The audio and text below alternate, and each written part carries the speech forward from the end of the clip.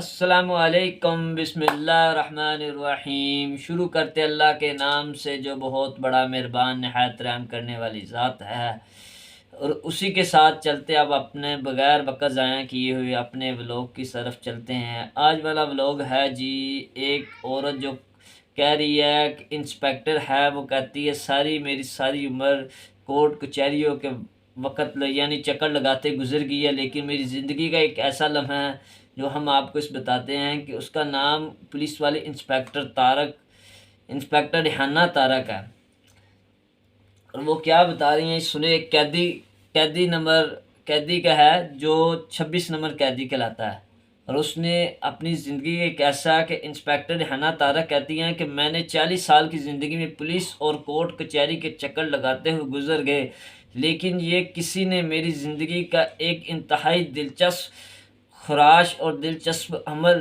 کیسا تھا۔ اب جو کہ سزائے موت کا قیدی تھا، وہ بمشکل 20 سال کا ہی تھا، چہرے سے انتہائی معصوم اور شریف دکھائی دیتا تھا، کسی سے بات بھی نہیں کرتا تھا، ہر وقت کسی گہری سوچ میں ڈوبا رہتا تھا۔ اس کے چہرے کو دیکھ کر ایک قسم کا خوف آتا تھا اس کے چہرے۔ میرا دل کرتا تھا کہ میں اس سے پوچھوں، کہ اس سے بات کروں، مگر اس کے چہرے کی سنجیدگی دیکھتے ہوئے ہمت ہی نہیں ہوتی تھی کہ میں اس سے بات کروں۔ آخرکار اس کی پھانسی کا دن قریب آ گیا، اور اس کی ہمت کر ہی لی میں نے اس سے ہمت کر ہی لی بات کرنے کی۔ اس کی آخری خواہش سن کر مجھے بہت عجیب سا محسوس ہوا۔ اس نے کہا کہ مجھے کسی بڑے کے سامنے پیش کریں، میں اس سے بات کروں گا۔ آخرکار قیدی نمبر 26، جس کا نام راشد تھا، آئی جی کے سامنے ہی پیش کر دیا گیا۔ اب آئی جی نے اس کی آخری خواہش پوچھی تو قیدی نمبر 26 کی آخری خواہش کو سن کر پورے تھانے میں سناٹا طاری ہو گیا۔ ایک بات یاد رہے، سزائے موت کے قیدی کی آخری خواہش کو لازمی پورا کیا جاتا ہے۔ قیدی کی خواہش اتنی عجیب تھی کہ پہلے تو پورے تھانے میں سناٹا طاری ہو گیا، اس کے بعد سب نے ہنسنا شروع کر دیا، لیکن قیدی نمبر 26 نے اپنی بات پر ڈٹا رہا۔ میری یہی آخری خواہش ہے، ورنہ اس سے علاوہ اب آپ وہ لوگ جو کرنا چاہتے ہیں کریں۔ اس سے بہت کہا گیا کہ کچھ اور خواہش کریں تاکہ ہم اس کو پورا کر سکیں۔ کچھ بھی اچھی سے اچھا کھانے کو کہے گا یا کسی ایسے رشتہ دار سے ملنے کو کہے گا تو ہم پورا کیا جائے گا، لیکن یہ عجیب سی خواہش ہے کہ قیدی نمبر 26 جو کہ راشد تھا، وہ نہیں مانا، آخر تھک ہار گئے۔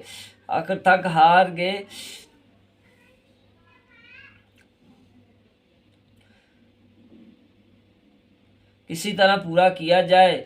اس نے ایک پلان کی تہہ پر ساری کہانی کا آئی جی صاحب نے اس کی بات کو مان ہی لیا۔ اس نے ساری اپنے پلان کے تہہ جو کہانی تھی وہ بتائی کہ ایسے کیا جائے، اور سنائی جیسے کہ ایسے لگ رہا تھا کہ اس نے پہلے سے ہی پلان کر بیٹھے تھے۔ اس نے کہا کہ مسجد میں اعلان کیا جائے اور کہا جائے کہ سزائے موت کا قیدی ہے اور اس کی آخری خواہش وہ شادی کرے۔ اب جو کوئی اپنی بیٹی دینا چاہتا ہے فلاں تھانے میں رابطہ کرے۔ آئی جی صاحب نے پولیس والوں کو حکم دے دیا کہ مسجدوں میں اس قسم کا اعلان کروا دیا جائے۔ اس میں اعلان کروا دیا گیا، اور یہ دیکھ کر سب حیران رہ گئے۔ 1 گھنٹے کے بعد ایک دلہن کے لباس میں ایک خوبصورت لڑکی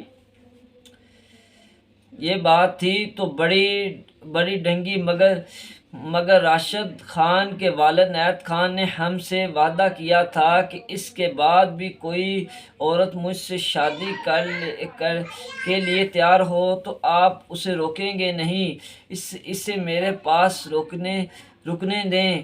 کہ راشد کی عقل مندی نے ہمیں پریشان کر دیا تھا کہ ہم سب اس کی بات ماننے پر راضی ہو گئے۔ ہم نے کہا ٹھیک ہے، ہم اعلان تو کروا دیں گے، مگر تمہیں یقین ہے کہ کوئی عورت آئے گی؟ آخر کار کوئی عورت کیوں آئے اپنا مستقبل خراب کرے گی؟ اس نے کہا کہ ٹھیک ہے، کوئی نہ کوئی تو اب آئے۔ اب پہلے سے میری سزا پر عمل کرنا، مجھے کوئی دوسری خواہش نہیں کرنی۔ ہم نے اس کی خواہش پر عمل کروا دیا۔ ہم نے یہ سب مذاق ہی لگ رہا تھا، لیکن ہم نے پھر بھی راشد کی خواہش کا احترام کرتے ہوئے مسجدوں میں اعلان کروا دیا۔ تھوڑی دیر کے بعد سپاہی منظور نے آ کر بتایا کہ ایک عورت دلہن کے لباس میں باہم قاضی کے ساتھ آئی اور شادی کی خواہش مند ہے۔ ہم نے بہت وضاحت خیر لگائی اور باہمت بھی نہیں پڑی۔ ہم نے اس سے قاضی صاحب سے پوچھا یہ لڑکی کون ہے، اور آئی جی صاحب باہر آتے ہوئے تو خیریت کی انتہا نہ رہی کہ واقعی ایک لڑکی جو کہ بامشکل 17 سال کی تھی دلہن کے روپ میں کھڑی ہوئی تھی۔ ساتھ میں مولوی صاحب بھی تھے جنہوں نے ہاتھ میں نکاح کا رجسٹر پکڑا ہوا تھا، اور لڑکی کی تیاری سے لگتا تھا کہ اس نے پہلے سے پلان کیا ہوا تھا۔ ہم تو راشد پر اسے ایک دن کے لیے اپنی دلہن سے مل کر کیا ملے گا؟ یہ لڑکی کون ہے؟ ہم نے مولوی صاحب سے پوچھا کہ یہ سب کیا ہے؟ انہوں نے بتایا کہ یہ لڑکی میرے پاس آئی اور کہنے لگی کہ مجھے راشد سے نکاح کرنا ہے۔ میں نے اسے بہت سمجھایا کہ وہ تو صرف ایک دن کا مہمان ہے، اسے سزائے موت ہو جائے گی اور تم بیوہ ہو جاؤ گی، مگر یہ نہیں مانتی اور کہتی ہے کہ راشد میری سچی محبت ہے، میں اسے ہر صورت پانا چاہتی ہوں۔ ایک دن کے لیے کیوں نہ کیوں۔ سب بہت عجیب ہو رہا تھا، مگر سب خاموش تماشاگیر بنے ہوئے سب کچھ دیکھنے پر مجبور تھے۔ ہمیں یہ سب قانون کے مطابق لازمی کرنا تھا کہ ایک مرتے ہوئے انسان کی آخر خواہش کو پورا ہی کرنا، جس پر عمل کرنا بہت ضروری تھا۔ ہم نے مولوی صاحب کو اس کے نکاح پڑھانے کی اجازت دے دی، اور آخر کار وہ لڑکی 2 دن کے بعد بیوہ ہونے سے راشد کی دلہن بن ہی گئی۔